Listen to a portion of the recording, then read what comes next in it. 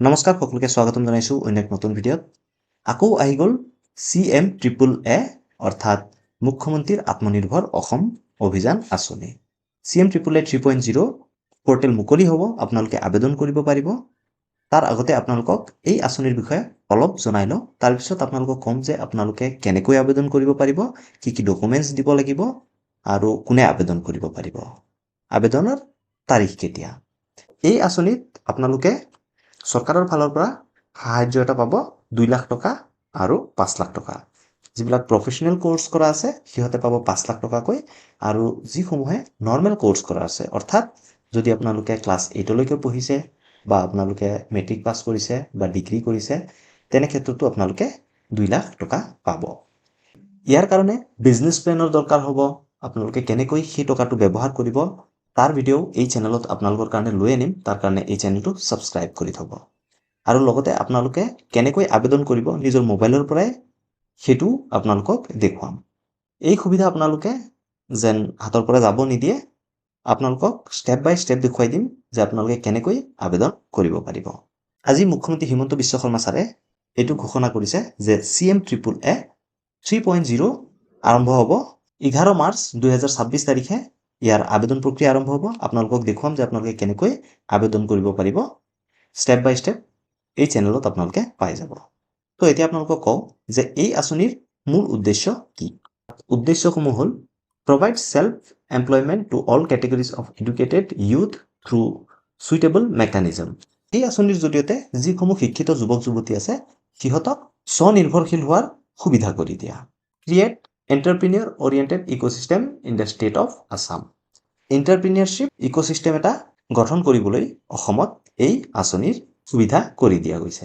generate employment opportunity in rural urban areas through setting up new existing ventures ইয়াৰ জৰিয়তে নতুন এমপ্লয়মেন্টৰ সুবিধা কৰি দিয়া rural অৰ্থাৎ গ্ৰাম অঞ্চলত আৰু চহৰ অঞ্চলত provide financial assistance to enterprising individuals and groups to undertake new or existing economic activities তো এটা ফিনান্সিয়াল অ্যাসিস্ট্যান্স অর্থাৎ এটা আর্থিক সাহায্য ব্যক্তিগত খণ্ড বা গ্ৰুপৰ যদি হয় আগবঢ়োৱা strengthen the state government special focus on rural economy যি গাঁৱলীয়া ইকোনমি হয় বা অৰ্থব্যৱস্থা হয় সেইটো টনকিয়াল কৰা তো এইটো হ'ল ইয়াৰ মূল উদ্দেশ্য অৰ্থাৎ এই আঁচনিৰ মূল উদ্দেশ্য আৰু কোনে আবেদন কৰিব পাৰিব এইটো 2024 আপোনালোকক কৈ দিছো যদি আবেদনকাৰী অসমৰ বাসিন্দা হয় আৰু বয়স যদি 28 বছৰৰ পৰা 45 বছৰ বয়সলৈকে হয় তেনে ক্ষেত্ৰত কিহতে এই আঁচনিৰ কাৰণে আবেদন কৰিব পাৰিব এইটো CM-AAA 2.0 হয় CM-AAA 3.0 আপোনালোকক আপডেট দি দিম অহা কাইলে আহি যাব নোটিফিকেশন বা ইনফৰমেশন খিনি যে কোনে আবেদন কৰিব পাৰিব কিন্তু মোৰ ব্যক্তিগত অনুভৱৰ পৰা কৈছো যেহেতু মই CM-AAA যেতিয়া প্ৰথম ওলাইছিলে তেতিয়াও ভিডিও বনাইছিলো CM-AAA 2.0 ৰ সময়তো মই ভিডিও বনাইছো এই ক্ৰাইটেৰিয়া চেঞ্জ কৰা হোৱা নাছিল সেয়ে আপোনালোকক কৈছো যে অলমোস্ট এটো সেমে থাকিব যদি আপোনাৰ বয়স 28 বছৰতকে ওপৰত হয় বা 28 বছৰ হয় আৰু সৰ্বোত্তম 45 বছৰ বয়স হয় তেনে ক্ষেত্ৰতে আপোনালোকে আবেদন কৰিব পাৰিব অৰ্থাৎ 28 ৰ পৰা 45 বছৰ বয়সলৈকে আবেদন কৰিব পাৰিব আৰু শিক্ষাগত অৰ্হতা যদি কও যদি আপুনি জেনাৰেল কাষ্টৰ হয় তেনে ক্ষেত্ৰত আপুনি মেট্ৰিক পাছ কৰা হ'ব লাগিব আৰু যদি আপুনি ST SC আৰু OBC ৰ হয় তেনে ক্ষেত্ৰত ক্লাছ 10 লৈকে পঢ়িলেও হ'ব মেট্ৰিক পাছ কৰা বাধ্যতামূলক নহয় 3 নম্বৰ কৈছে the applicant should process skills experience knowledge to undertake the economic generating activities যোনজনে আবেদন কৰিব অৰ্থাৎ আবেদনকাৰীৰ স্কিল টনকিয়াল হ'ব লাগিব এক্সপেৰিয়েন্স থাকিব লাগিব আৰু লগতে নলেজটো থাকিব লাগিব অৰ্থাৎ জ্ঞানটো থাকিব লাগিব কেনেকৈ ইনকাম কৰিব পাৰি যোনটো কামতে বা যোনটো কামৰ কাৰণে আপোনালোকে আবেদন কৰিব বা ধনটো ল'ব সেই ফিল্ডত আপোনাৰ জ্ঞান থাকিব লাগিব বা কেনেকৈ আপুনি অৰ্থনৈতিকভাৱে টনকিয়াল হ'ব হেতু জানিব লাগিব তাৰে পিছত আহিছে the applicant should have scheduled commercial bank account which has been opened before 1st April 2024 যেহেতু এটো আগৰ হয় তেনে ক্ষেত্ৰত এটো প্ৰযোজ্য নহব কিন্তু আপোনালোকক কৈ দিও যে আপোনালোকৰ এখন বেংক একাউণ্ট থাকিব লাগিব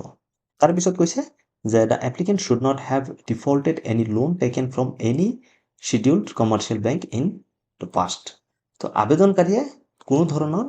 ডিফল্টেড লোন থাকিব নোৱাৰিব, কোনো বেংকৰ পৰা যেন সিহঁতৰ ডিফল্টেড লোন নাথাকে।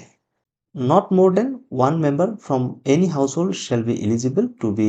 a beneficiary under this scheme. তো এজনতকৈ বেছি এঘৰৰ পৰা আবেদন কৰিব নোৱাৰিব বা থাকিব নোৱাৰিব। The applicant must have a valid registration in the employment exchange. তো যিসমূহে আবেদন কৰিব সিহঁতৰ কিন্তু এখন ভেলিড ৰেজিষ্ট্ৰেশ্যন থাকিব লাগিব এমপ্লয়মেণ্ট এক্সচেঞ্জত। আৰু একেবাৰে শেষত কৈছে the applicant must not be beneficiary of CM-AAA 1.0। যিহেতু মই এইটো CM-AAA 2.0 পঢ়ি আছোঁ আৰু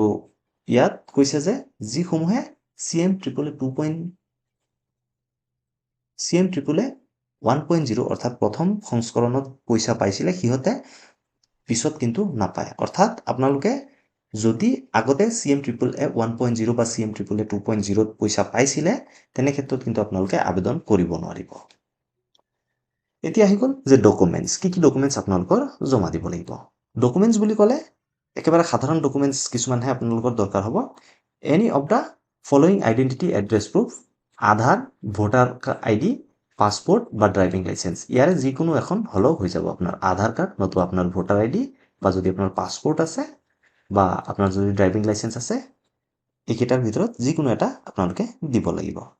তাৰপিছত কৈছে প্ৰুফ অফ এডুকেশ্যনেল কোৱালিফিকেশ্যন, আপোনাৰ শিক্ষাগত অৰ্হতাৰ চাৰ্টিফিকেট কিন্তু দিব লাগিব। আপুনি 8 পাছ হ'লেও দিব লাগিব, 7 পাছ হ'লেও দিব লাগিব, মেট্ৰিক পাছ হ'লেও আপোনালোকে দিব লাগিব। স্কুলৰ চাৰ্টিফিকেট বা আপোনাৰ যদি কলেজত পঢ়িছিলে তেনে ক্ষেত্ৰত আপোনাৰ পাছ চাৰ্টিফিকেটসমূহ দিব লাগিব বা মেট্ৰিক পাছ কৰিলে আপোনাৰ মেট্ৰিকৰ পাছ চাৰ্টিফিকেট দিব লাগিব। তাৰপিছত first page of active bank account passbook, name in the bank passbook should be same as ID card submitted. আপোনাৰ বেংকৰ পাছবুকৰ ফাৰ্ষ্ট পেজটো দিব লাগিব আৰু বেংকৰ পাছবুকত যিটো নাম থাকিব আপোনালোকৰ সেই নামটো ID কাৰ্ডৰ সৈতে মিলিব লাগিব। যদি আপুনি আধাৰ কাৰ্ড দিয়ে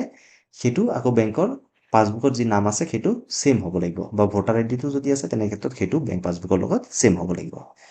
তাৰে পিছত আপোনাৰ পেন কাৰ্ড লাগিব আৰু আপোনাৰ এমপ্লয়মেণ্ট এক্সচেঞ্জৰ ৰেজিষ্ট্ৰেশ্যন কাৰ্ডখন লাগিব। তো এইকেইটা ডকুমেণ্টছ আপোনালোকৰ দিব লাগিব। আৰু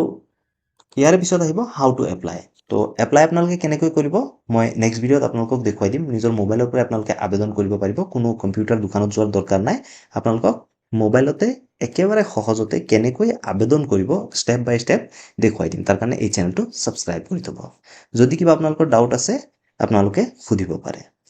ডেফিনেটলি মই আপোনালোকক উত্তৰ দিয়াৰ চেষ্টা কৰিম। ধন্যবাদ। জয় আই অসম।